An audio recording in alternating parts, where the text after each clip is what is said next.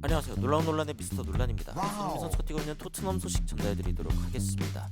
QPR과 토트넘의 클럽 친선 경기가 있었죠. 프리시즌 두 번째 공개 경기고 토트넘의 라인업 선발은 이랬는데 오늘 경기 생각보다 좀 졸렸습니다. 그런데 손흥민 선수가 굉장히 좋은 기회 두 개가 있었는데 그 기회를 날려먹으면서 좀 비판의 상황이 좀 일고 있습니다. 어떤 상황인지 바로 들어가 보시죠.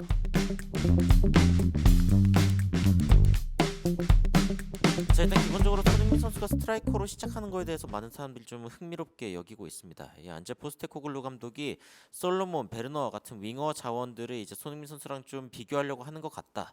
손흥민 선수가 사실상 윙어에서 이제 증명해야 되는 건 아무것도 없기 때문에 지속적으로 이제 이 스트라이커 자리에서 출전시키는 것이란 이야기가 나오고 있고, 베르발이 이제 그 공격형 미드필더로서 손흥민 선수와 어떤 호흡을 맞출 수 있을까, 이런 거에 대한 기대감도 굉장히 컸는데 아쉽게도 이번 경기 이제 루카스 베르발 선수가 부상을 당하면서 20몇 분 때 이제 결국에는 교체가 됩니다. 굉장히 아쉬운 상황이었고, 사실은 이제 이 경기의 주요 장면들을 좀 살펴보면은 이제 손흥민 선수가 출전한 모습인데 중간에 이제 스포츠 플레이를 통해서 보시는 분들은 이 장면 보셨을 것 같습니다.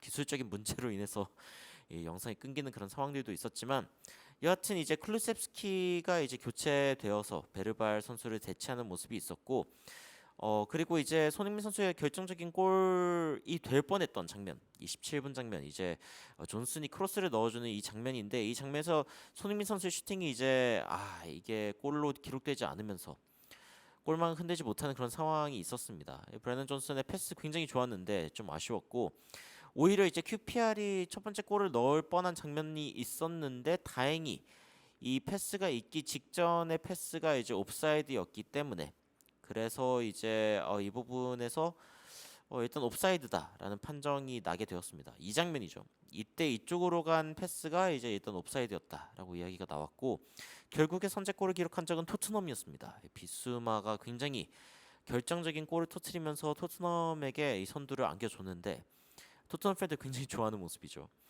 근데 이제 이때 클루셉스키가 이제 들어와가지고 한 몫을 했습니다. 베르발 대신 들어온 클루셉스키가 일단은 비수마의 공을 받았고 2대1 패스를 해주면서 비수마에게 공간을 딱 내줬죠. 비수마 선수도 굉장히 좋은 움직임을 가져가면서 박스 안쪽으로 들어갔고, 안쪽으로 들어가면서 수비들을 달고 들어갔는데 골키퍼까지 제쳐내면서 굉장히 침착하게 골을 꽂아 넣었습니다. 현재 토트넘이 이제 수비형 미드필더를 추가적으로 영입하지 않는 이유 중 하나가 이제 비수마를 믿기 때문이겠죠. 오늘 경기에 어떻게 보면 비수마 선수는 자신에게 지금 쏟아지고 있는 어떤 그 신뢰에 대해서 제대로 좀 화답한 상황이다라고 이야기를 할 수 있을 것 같습니다. 반면 또 43분에 이제 또 존슨의 굉장히 좋은 크로스가 하나 더 있었습니다. 그런데 이게 손흥민 선수 발끝에 스치면서 이게 너무 빨라가지고 잘 안 보이지만 공이 바깥쪽으로 흘러버렸습니다.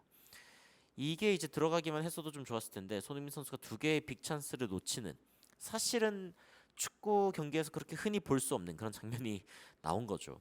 결국에는 이제 QPR과 토트넘의 경기 0대 1로 토트넘이 일단 앞서가는 상황이 됐고, 손흥민 선수가 최저 평점인 6.0점을 받았습니다. 근데 이제 이 부분은 사실 이 부분 때문이겠죠. 빅 찬스 미스드 2. 이게 2회가 있었고, 터치 19번 중에 15번의 패스, 12번의 패스 이제 성공했는데 두 번의 찬스를 놓친 거, 이거는 이제 너무 좀 아쉽다. 특히 하나의 유효 슈팅 하나가 이제 빗나갔는데, 이 슈팅들이 전부 다 굉장히 좋은 찬스였다는 걸 감안하면은 전반전에 토트넘이 1대 0이 아니라 3대 0으로 앞서고 있었을 수 있는 상황인데, 이 부분은 어쨌건 아쉽죠. 다만 뭐 시즌 중에 너무 좋은 기록을 이제 보여주는 손흥민 선수이기 때문에 프리시즌에 사실은 좀 안 좋은 기록을 보여줘도 어떻게 보면 통계적으로는 나쁘지 않을 수 있다라는 생각이 들기도 하고요.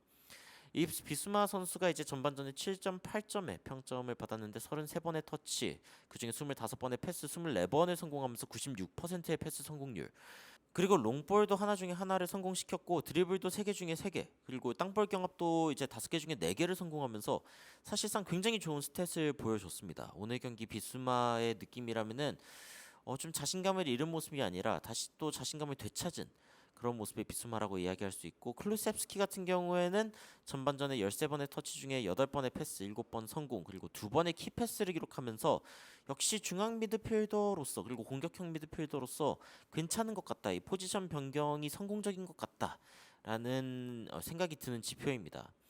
그리고 나서 이제 후반전에 엄청나게 많은 선수들을 교체를 했는데 사실은 골은 이제 나중에 스칼렛이 넣었습니다.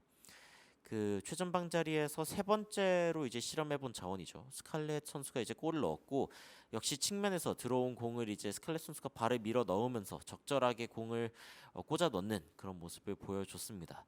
결국 토트넘이 2대 0으로 이제 이 경기를 이기게 됐고, 일단 클린시트를 기록한 건 다행이다. 이제 무실점 경기 한 건 다행이다라는 이야기와 함께 비수마가 예전에 레드 카드를 받아가지고 폼이 떨어졌을 때 이후로 다시 지금 살아난 것 같다. 사실 비수마가 이제 대표팀에 뽑히지 못하면서 좀 사리는 플레이를 많이 했었는데, 그런데 이번 경기를 통해서 다시 좀 비수마다운 경기력을 보여줬다라는 생각이 듭니다. 좀 가장 좋을 때, 전성기 때, 프라임이라고 이야기하는데 이 전성기 때의 모습을 보여주는 것 같다라는 이야기가 나오고 있습니다. 안타까운 거는 아무래도 이제 손흥민 선수가 2개의 골을 넣을 수 있는 상황에서 못 넣었다는 점. 이것이 이제 비판의 대상이 될 수 있지만, 사실은 또 결정력이 너무 좋은 손흥민 선수가 시즌 전에 차라리 이런 상황이 있는 게 낫지 않을까라는 생각이 들기는 합니다. 포스테코글루 감독이 손흥민 선수를 중앙 공격수로 믿어주고 있다라는 이제 그 분석도 나오고 있고, 아니면 이제 윙어로선 사실 증명할 게 없어서 지금 중앙 공격수로 실험해보고 있는 거다라는 이야기도 있지만, 토트넘이 추가적인 공격수 영입을 할 생각이 없는 것으로 보이는 상황이기 때문에 이번 시즌 손흥민 선수는 중앙 공격수로서도 최대한 골을 꽂아 넣는 역할을 하지 않을까라는 생각이 듭니다. 남아있는 프리시즌엔 손흥민 선수가 좀 시원하게 골을 터트리는 모습을 보기를 원하는 마음으로 오늘 영상 마치도록 하겠습니다. 아직 안 누르셨다면 구독과 좋아요 부탁드리면서 이상 놀라운 논란 미스터 논란이었습니다. 시청해주셔서 감사합니다.